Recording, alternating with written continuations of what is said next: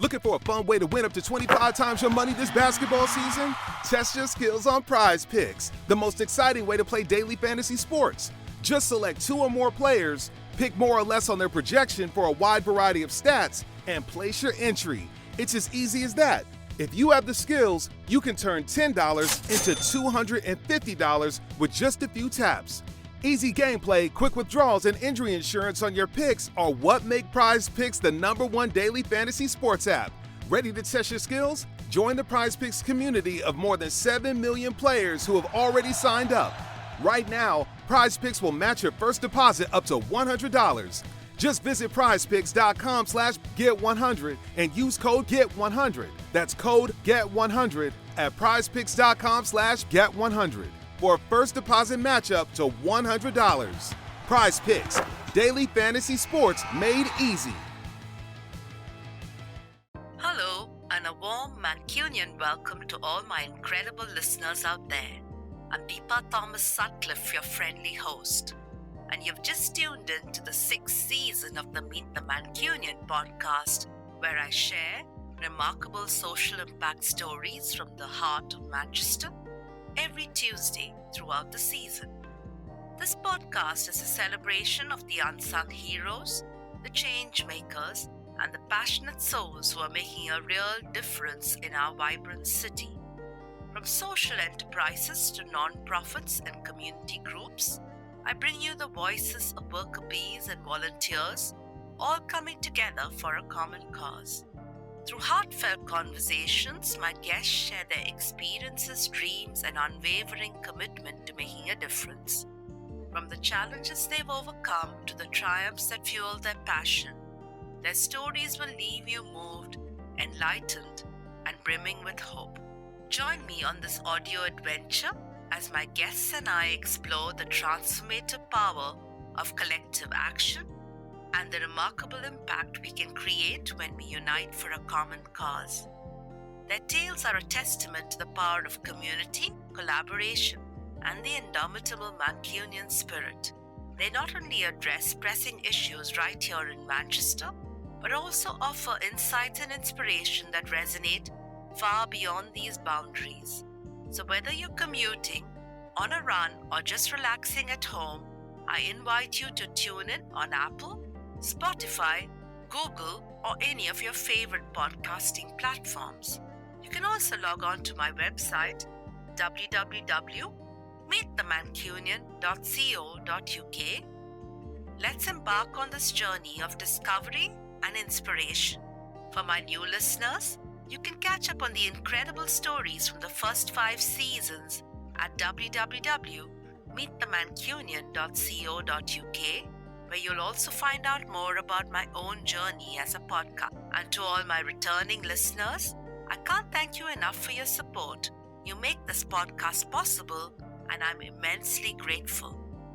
So join me as I continue to share these inspiring tales of change and community support from the beating heart of Manchester. Together we can spread a bit of good news, spark meaningful conversations, and inspire positive action. Thank you for being a part of the Meet the Mancunian community. Welcome to the 7th episode of Season 6 of the Meet the Mancunian podcast, Social Impact Stories from Manchester. Passionate about supporting mental health in the youth, we hear from senior mental health practitioner and youth worker, 42nd Street Charity, in this episode. I'm delighted to introduce my guest, Angeli Sweeney, senior mental health practitioner and youth worker, 42nd Street Charity. Thank you so much, Angeli, for joining me today. Hello, thank you. Thank you for allowing me on this podcast. I'm excited to talk through my passions. Absolutely looking forward to hearing all about that. Tell us first about how you started your passion for supporting the youth. To be perfectly honest, I think I started when I was a young person myself, attending youth clubs, working with other youth workers, and attending youth sessions with my peers, and basically seeing what support that they were getting, and I guess seeing the way that my dad, who did community work, the way he supported young people in the community.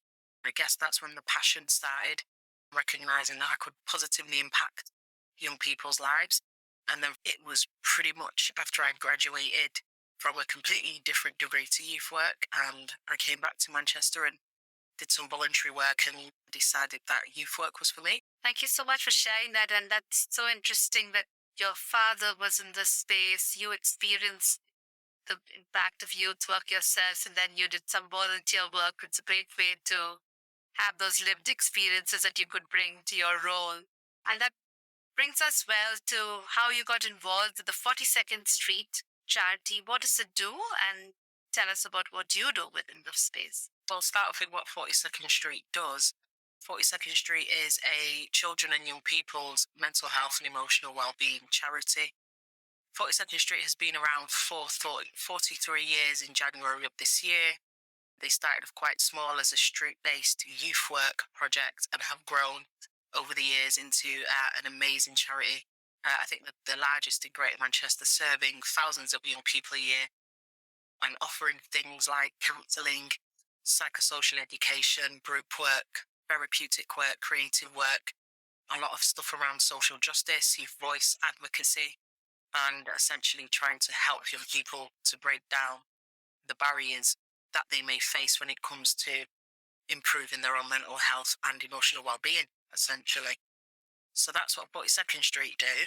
And what I do there, I started working there and it was essentially a combination of everything that was happening in the world at the time and me deciding that I wanted to do more heart-based work. The job that I was doing at the time was great and I got a lot of experience and a lot of satisfaction from that job.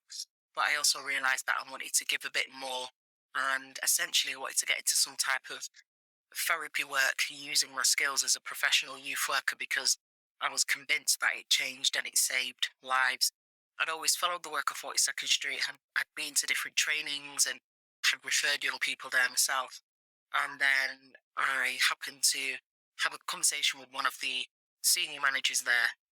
And she told me that she felt that there was a job coming up soon that would be perfect for me. And then when that job came up, I looked, I saw it, I applied, and I've been there ever since. Thank you so much for sharing that. And it's amazing that 42nd Street has been going for 43 years, you said. It's just a very long time. It's really amazing. Tell us about why it's called 42nd Street. From my understanding, last year we had our 42 is 42 celebration. So it was a few months of different activities, celebrations, symposiums, events that celebrated 42nd Street's 42nd birthday. Now, my understanding is that 42nd, or the number 42, is taken from the book Hitchhiker's Guide to the Galaxy. It was a favourite book, I believe, of one of the founders of 42nd Street.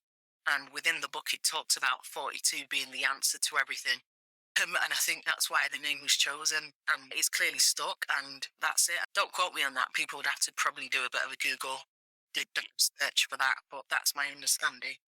That is a lovely story. I really like that. And I remember reading Hitchhiker's Guide to the Galaxy some time ago, and it was definitely, they had 42 as the answer to everything. Very interesting. There you go.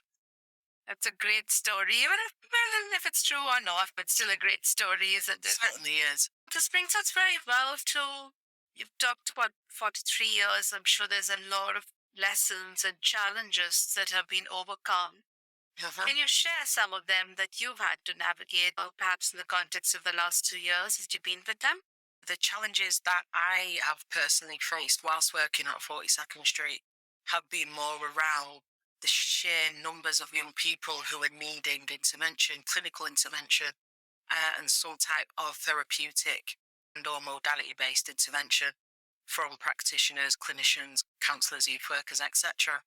And just the fact that there's not enough provision out there, that the services are woefully lacking, and that our young people in Greater Manchester are really underserved, for me has been the main challenge since I've got there.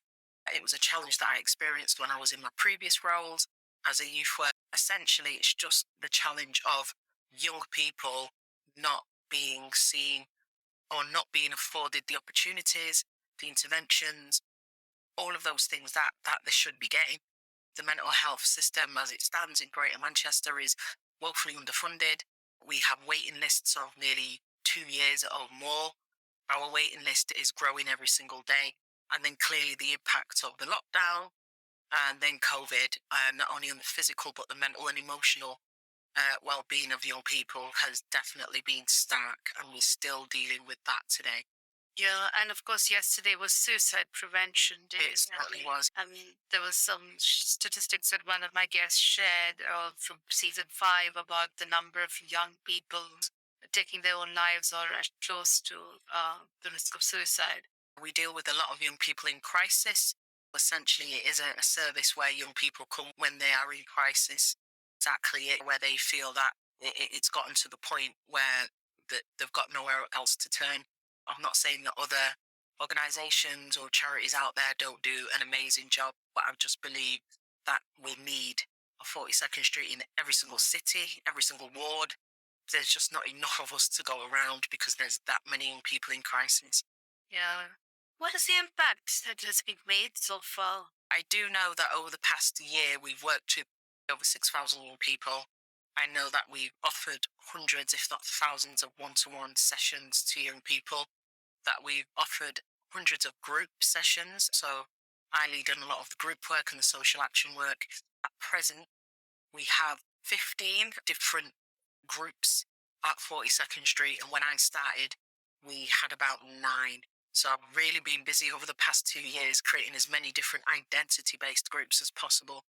I guess that would be the impact, listening to the young people and ensuring that the groups and the services that we create are youth-led.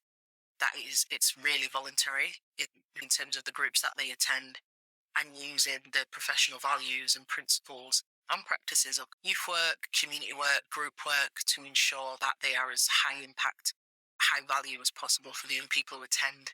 Thank you for sharing that, and that is an amazing impact. How can interested people reach out to you and learn more? Where can they find your website and where can they find your social media? Amazing. They can just go into the internet and type in www.42ndstreet.org.uk. From there, you can find out all of the work that we do. There's loads of tabs on there for young people to go into, for professionals, for parents, and then there's also our social media. So like Instagram, Facebook, LinkedIn, all of those places there. You can get all that information on the website. If not, then just jump on Instagram and you can find us on Instagram at 42nd Street when it should come up. Thank you so much for sharing that. And I will include it in the show notes so that anybody listening to the episode can also easily link to all the wonderful resources I'm sure you have there. What advice do you have for people looking to start a similar movement in their local community?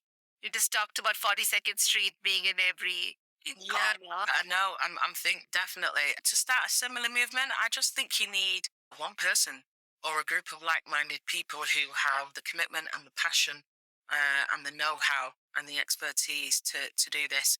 And expertise doesn't necessarily mean that you have to have university qualifications or be clinically trained per se, but it's about being able to create a platform or a hub, most importantly, a place of safety where young people can go and they don't even have to talk. They can just go and be seen, heard and acknowledged in their own agency. And then from there, it's about reaching out to the existing structures that are there to see how this work can be funded and embedded into everyday life. For me, like I said, it needs to be in every city, every ward in Greater Manchester. And essentially, it needs to be a core service that's funded by our local authority, by the government, and some real economic fiscal support ring-fenced for it to make it happen.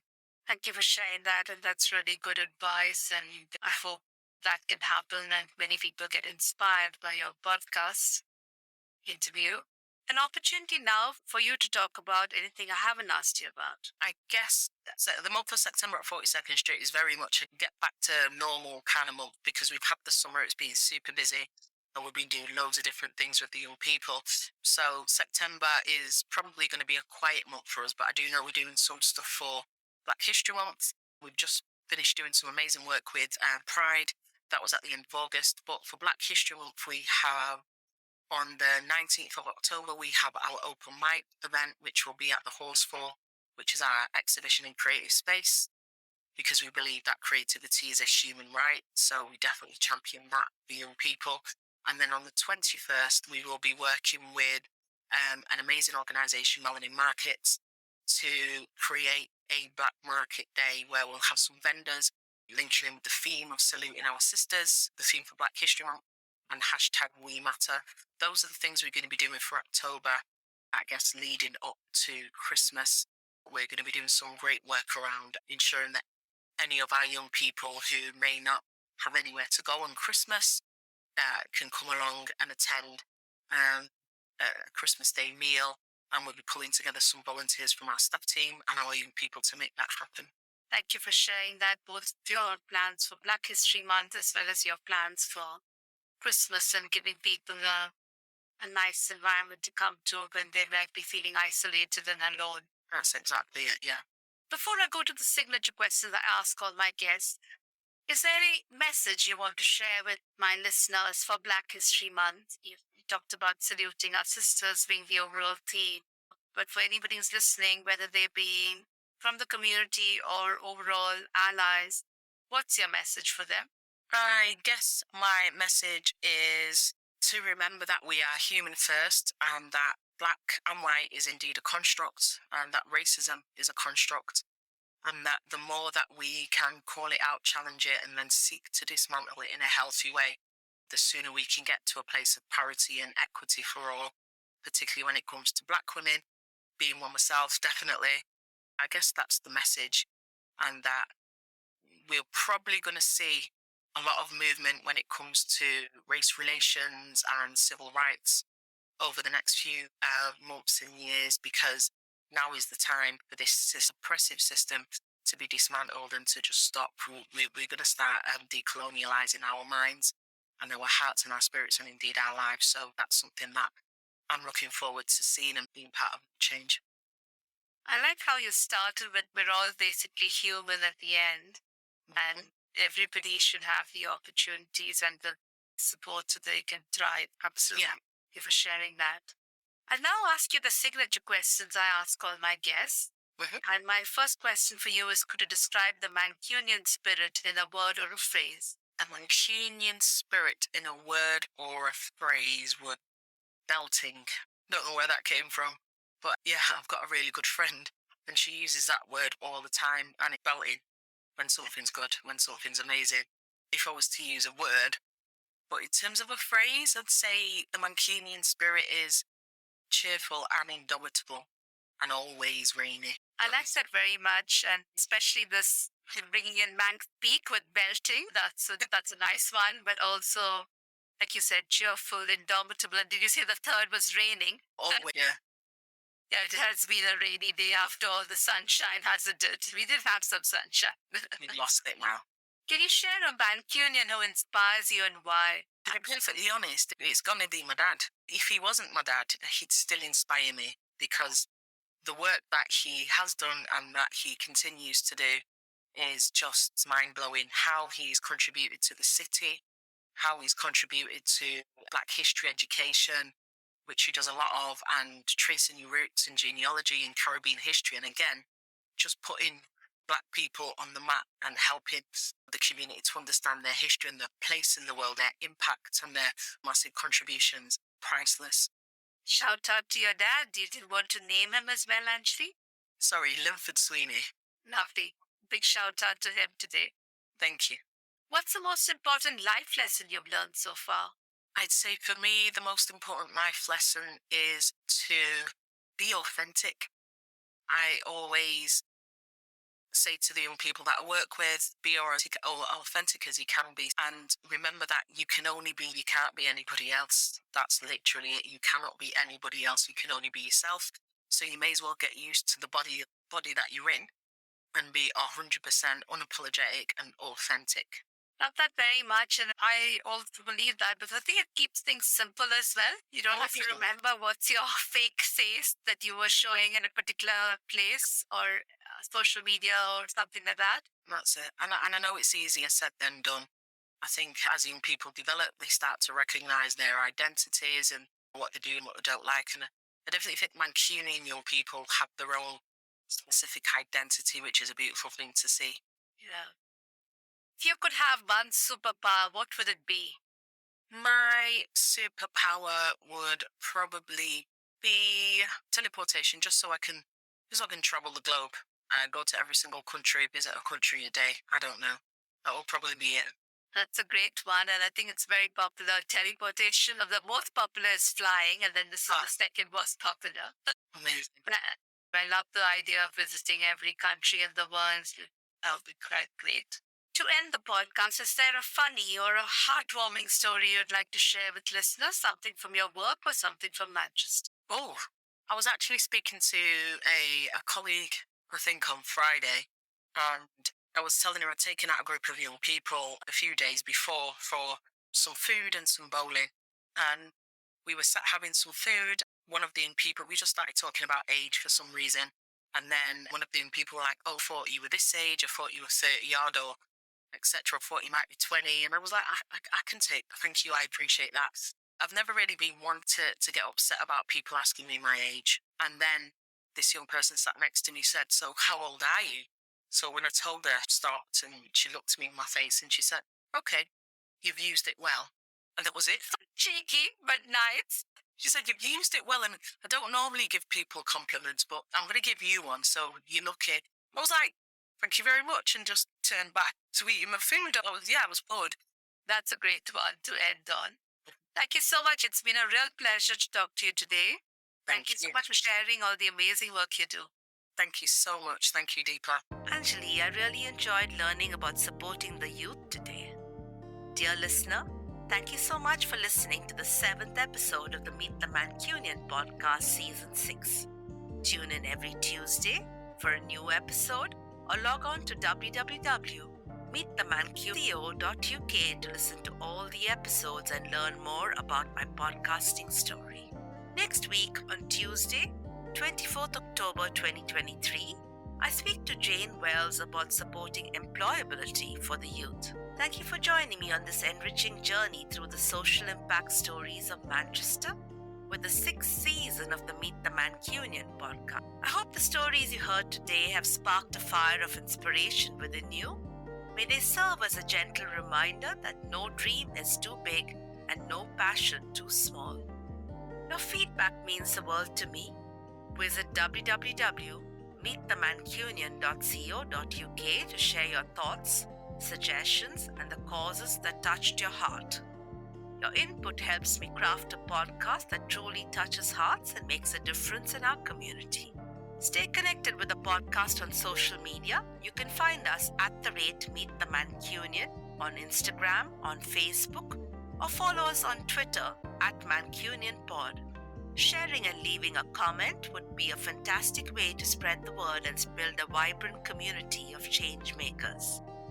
Before I sign off, remember to introduce this podcast to your friends and family so together we can amplify the impact and reach of these incredible stories. Once again, thank you so much for being a part of the Meet the Mancunian family. Your support fuels my passion, and I can't wait to bring you more compelling stories that will touch your heart and fuel your soul. Until we meet again in the next episode, let's keep creating waves of change together. Remember, the world needs more Mancunian spirit, so go out there and be the change you wish to see. Take care, stay inspired. Looking for a fun way to win up to 25 times your money this football season? Test your skills on Prize Picks, the most exciting way to play daily fantasy sports. Just select 2 or more players, pick more or less on their projection for a wide variety of statistics, and place your entry. It's as easy as that. If you have the skills, you can turn $10 into $250 with just a few taps. Easy gameplay, quick withdrawals, and an enormous selection of players and stat options are what make Prize Picks the #1 daily fantasy sports app. Ready to test your skills? Join the Prize Picks community of more than 7 million football fans who have already signed up. Right now, Prize Picks will match your first deposit up to $100. Just visit prizepicks.com/get100 and use code GET100. That's code GET100 at prizepicks.com/get100 for a first deposit match up to $100. Prize Picks, daily fantasy sports made easy.